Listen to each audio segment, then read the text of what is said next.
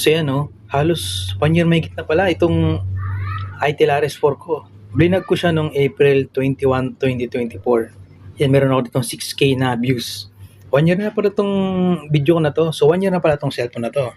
Okay, sa content natin ngayon tungkol sa ano na experience ko sa loob ng 1 year gamit ng cellphone na ito. Itong ITEL RS4.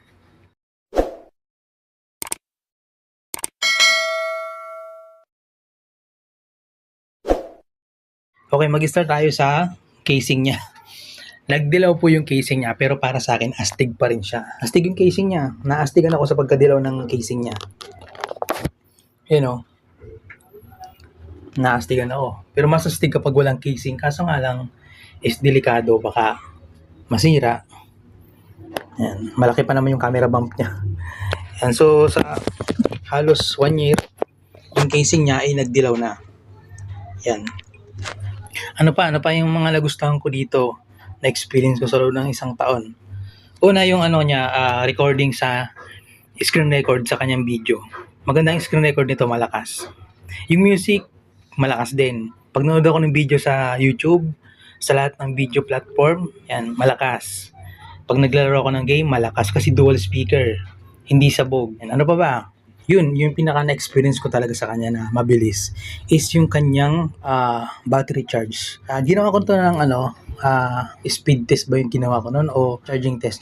Umabot lang siya ng 58 minutes. From 0 yata, from 0 to 100, naka 58 minutes siya. So, muntik na umabot ng 1 hour. Pero dahil ginamitan ko siya ng mga battery technique, battery settings, yan. So, napakabilis niya na mag-charge. So, hindi ko nga lang nagawaan. Pero mas mabilis na siya. Hindi na siya abot ng 1 oras. So, halimbawa, nag-charge ako, 50%, naligo lang ako. Bilis ko maligo eh. Puno na agad. Ang bilis talaga kapag ginamitan mo ng mga battery tips and tricks. So, meron ako dyan sa YouTube, mga tutorial, panoorin nyo na lang. Ano pa ba ang nagustuhan ko dito? Yun nga, mabilis nga yung pag-charge. 45 watts kasi yung charging nito. Yan. Pero pag ginamitan ko siya ng 18 watts, hindi siya bumibilis. Mabagal siya. Kasing bilis niya lang din yung 18 watts na cellphone. Yan. Kailangan pag 45 watts yung cellphone mo, yung capability, dapat yung gagamitin mong charger is 45 watts din para angkop talaga sa kanyang wattage. Okay, ano pa ba yung nagustuhan ko dito? Yung camera niya. Ang kagustuhan ko nga lang talaga sa gumagamit ako ng ITEL Infinix sa Tecno, ang maganda kasi sa camera nila is merong lead flash ang kanyang front camera. Ano ba yung lead flash na yun? So karamihan sa mga Vivo, halos lahat yata ng Vivo or Oppo, yan, pag gumagamit kayo ng camera, yan, pakita ko sa inyo yung lead flash ha. Ito yung lead flash na sinasabi ko, yung parang flashlight.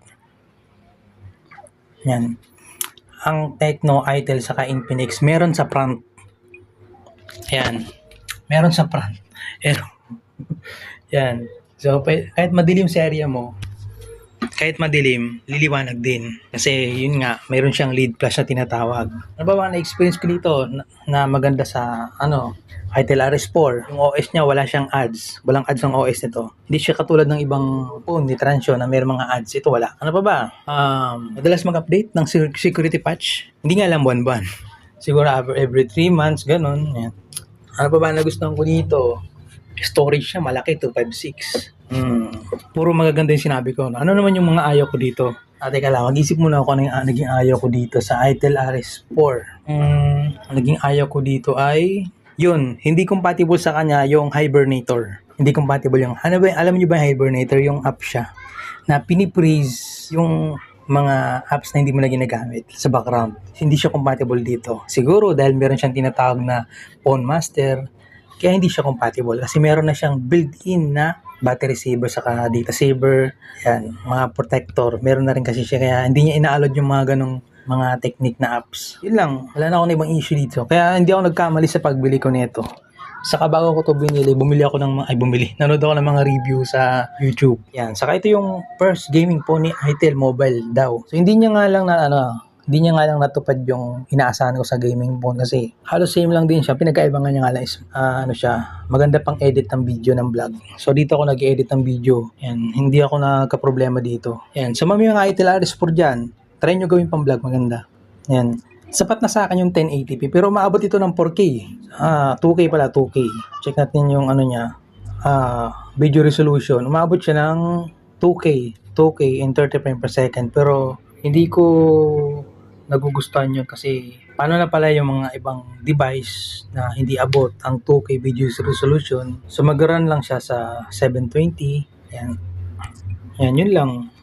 Yan. Okay, ulitin ko yung mga nagustuhan ko dito. Speaker niya, yung pag-connect ng wireless microphone, maganda. Battery. Yung battery talaga yung pinaka-the-best ko dito. Ang bilis mapuno. 5,000 mAh battery, 45 watts. Ang bilis mapuno. Sulit. Yun lang. Yun lang yung masabi ko dito sa loob ng 1 year na paggamit ko nito. Yan. Sana tumagal pa to ng mga 5 years. Yan. Hindi ko pa naman siya nababagsak. Maingat ako sa gamit kasi mahirap gumastos. Mahirap magpa-repair ng cellphone kasi nababawasan na yung quality niya pag nire-repair siya kasi yung mga nire-replace ay hindi original. Lalo na kung hindi sa legit store mo pinaayos.